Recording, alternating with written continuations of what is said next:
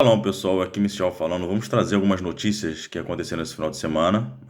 Notícias de um ataque, né, na Arábia Saudita, né, que é uma guerra entre a Arábia Saudita e o Iêmen. Vamos falar também sobre a guerra, né, na Ucrânia, os últimos acontecimentos. E vamos falar também um pouco do período que está aqui em Israel, que é de Purim até Pessa, tá?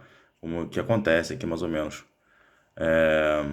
Shavuot para todos, para aqueles que não conhece a palavra Shavuot, significa boa semana. E eu peço a vocês, que aqueles que gostem, que possam compartilhar com outras pessoas e dar o seu like aí. Obrigado a todos que fazem isso. Começando, né? Teve um ataque, né, na Arábia Saudita, na cidade de Jeddah. É uma refinaria de petróleo. E podendo até ameaçar a Fórmula 1 que vai acontecer. Eu não acredito que vai acontecer isso. A Fórmula 1 acho que vai ter, normalmente. Mas para a gente entender um pouco o que está acontecendo nesse período, nessa região, o Iêmen era um país que era dividido entre o Iêmen do Norte e o Iêmen do Sul. Isso aconteceu até em 1990, né? Até 1990 o país era dividido em dois países. A partir desse ano, de 1990, se tornou um único país. Em 2011, né, naquela primavera árabe, que saiu tendo uma opção de levante contra os presidentes, contra os governos, né, aconteceu também a queda no Iêmen, do governo. E como lá tem sunitas e xiitas, teve muita confusão e não conseguiram estabelecer um governo, né, que fosse aceito por todos, né? Foi feita a eleição, um governo ganhou, mas não foi aceito por todos e começa a guerra, né, no Iêmen. E com isso, né, os Houthis, né, que é um grupo extremista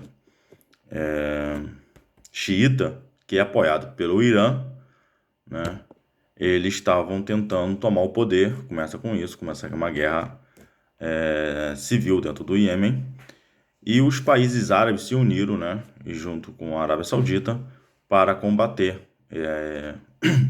esse grupo que chamam de extremista, Houthi.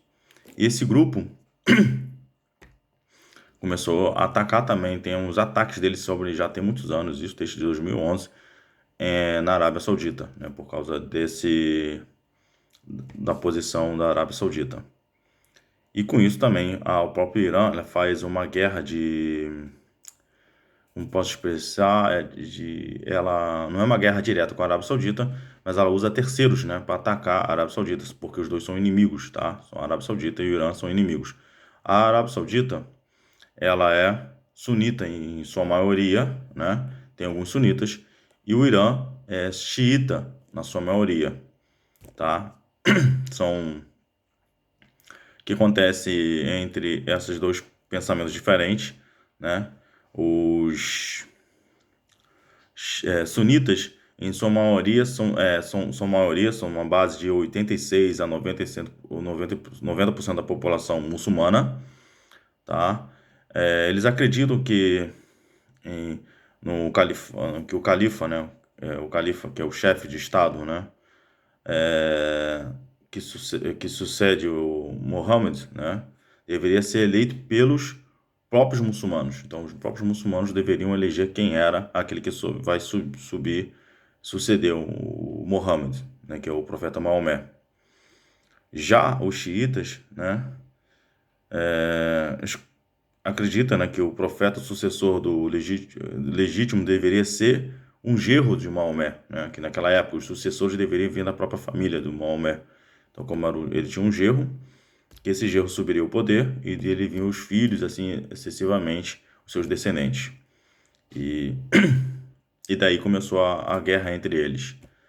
Isso é uma base, quem quiser na internet, tem mais gente explicando, pode procurar e vai entender melhor sobre isso, tá? E com isso, né, começou a grande confusão, uma grande guerra. Então, a maioria dos países, né, podemos ver aqui, são sunitas e tem sua base, né, alguns xiitas. Não, isso não quer dizer quem é mais radical, todos eles têm pontos radicais dentro deles, tem divisões entre esses pensamentos também, tá bom? Só que por isso, né, por Irã e o Arábia Saudita ser inimigos, né, tem briga entre eles pesada e muito a questão financeira também do petróleo, né, e a Arábia Saudita ser aliada aos Estados Unidos, mas aqui antes dos anos 70 também o Irã também era unido, né, até derrubarem o governo iraniano. Os religiosos subiram o poder, passou a ter esse problema no Irã contra os Estados Unidos. Então começou essa guerra entre a Arábia Saudita, né, uma guerra que sempre geralmente se utiliza terceiros, não diretamente. O Irã, por sua vez, né, se tornou uma ameaça não somente para boa parte do mundo árabe, né, que é sunita, mas também para Israel. O Irã, ele é um inimigo mortal do Israel hoje, pode ser que amanhã não, né? Tudo muda, depende de governos desses países e daquilo que vai ser adequado. Então o Irã, na verdade, ele também usa sempre para casar na Síria, ele tenta fazer bases para poder atacar Israel. E com isso ele também ataca, né, a Arábia Saudita e do Iêmen, né? Ele fornece armamentos para poder acontecer isso. E teve um ataque. Alguns especulam que, na verdade, pode ser que o próprio Arábia Saudita forjou isso, tá? Por quê? Porque era os Estados Unidos, com esse problema da guerra na Ucrânia, as sanções que foi feito à Rússia, então está faltando petróleo dentro do mercado, né? Isso está aumentando o preço do petróleo. Se chama procura e demanda, né? Essa questão toda. Se tem muito produto no mercado, o preço do produto cai. Se tem pouco, aumenta. O que acontece? Então, os Estados Unidos estavam querendo fazer um acordo com o Irã para poder comprar e a Arábia Saudita não gostou disso. Alguns especulam que pode ter sido a Arábia Saudita ter feito isso. Se ela fez ou não fez, a gente não sabe, você vai saber mais tarde, né? Ou nunca vai saber. Mas caiu na conta dos Houthis, né, que sempre estão atacando a Arábia Saudita. Depois, se eu ver mais alguma informação sobre isso, eu vou trazer para vocês. A Rússia, né, vou falar da guerra na Ucrânia. A Rússia, ela declarou que vai para a fase 2, né, e muitos estão mostrando que, na verdade, a Rússia está recuando na Ucrânia por devido, né, não está tendo o êxito daquilo que era aparentemente projetado, né, que era derrubar o governo. Que era esse era o propósito maior deles, né, ter um governo pró-russo na Ucrânia. E com isso eles estão tendo um prejuízo gigantesco na guerra, né? Então perderam, alguns calculam que eles perderam quase 10 mil soldados, alguns falam mais, outros falam um pouco menos. A Rússia diz que não perdeu isso tudo, diz que perdeu 2 mil, mas mesmo assim é uma quantidade gigantesca de soldados sendo mortos. O estrago a Ucrânia, o país está sendo destruído, né? A gente pode dizer isso, boa parte do país está sendo destruído, onde a Rússia está passando. Mas o estrago também russo está sendo gigantesco, no sentido de tanques. Muitos tanques estão sendo destruídos, estão sendo atacados. Eu acredito que muitos jovens russos, infelizmente, morreram nessa guerra. E a Rússia, a economia russa está indo para o buraco, né? E o Putin, ele cada vez toma decisões equivocadas. Ainda agora falou que agora se alguém quiser comprar o petróleo ou o gás russo, vão ter que pagar na moeda russa, tentando forçar a moeda russa ter o valor de mercado, né? Então, ele cada vez está indo mais entrando num problema mais sério. Esse recuo dele mostra também dois pontos que pode acontecer, que eu espero que não aconteça. Ele está recuando os soldados para tirar os soldados de área de perigo por um ataque pesado dele que ele pode projetar, querer atacar, que ele está sendo acuado, né? Então ele pode fazer um ataque. Não que a gente espera isso e peço para vocês rezarem para isso não acontecer, ou porque de fato ele está vendo que está ruim para ele e está perdendo a guerra. Então ele vai focar em um território, se ele ganhar uns territórios ali da Ucrânia, para ele vai ser melhor ainda. Mas está numa situação que ele botou a Rússia numa situação muito pesada.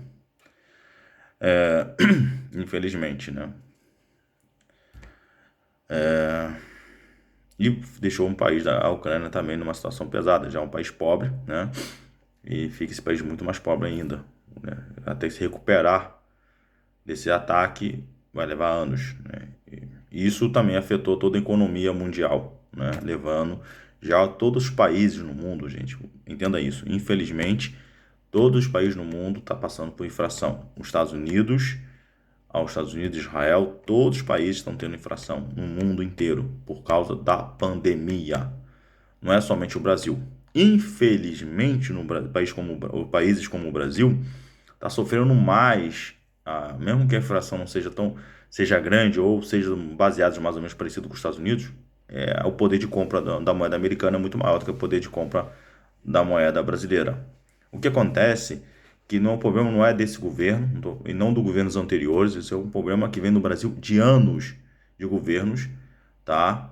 Não de um presidente, mas quando a gente fala governo, a gente tem que pegar toda a cúpula, tá? Tanto presidente como senadores, deputados, governadores, toda essa turma botar. São problemas que vem no Brasil de anos de salário, tá? E tem vários fatores que deveriam muitos estudar para entender melhor. As jabuticabas que são colocadas, que é onde dificulta o brasileiro ter um salário melhor. Não é só no Brasil, não. Em vários países tem esse probleminha aí, sério, tá?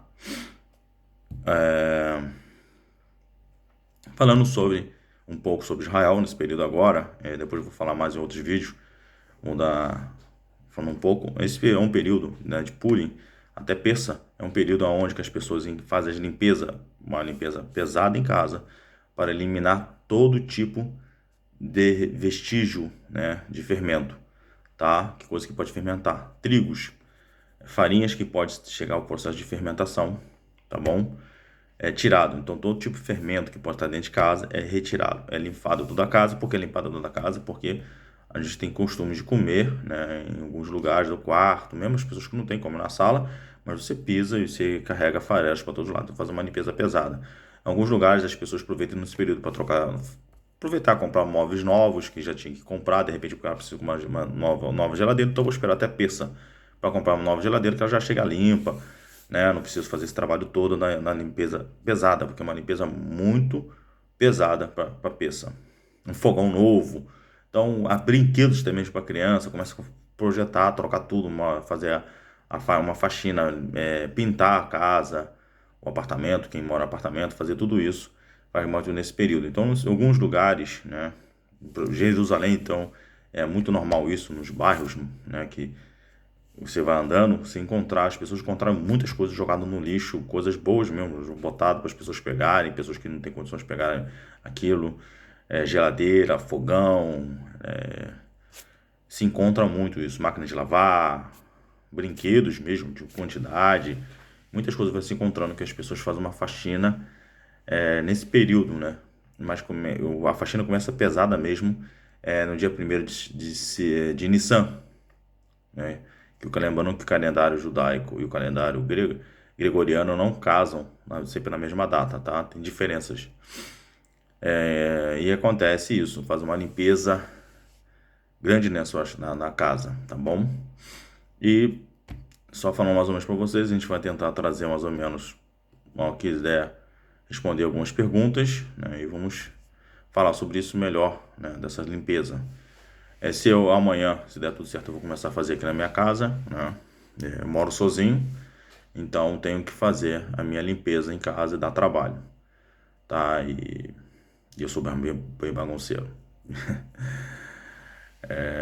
É isso, pessoal. Que a gente possa abençoar a todos, que vocês possam ter uma boa semana e vamos estar acompanhando essas movimentações no mundo e em Israel, tá bom? E tchau para todos.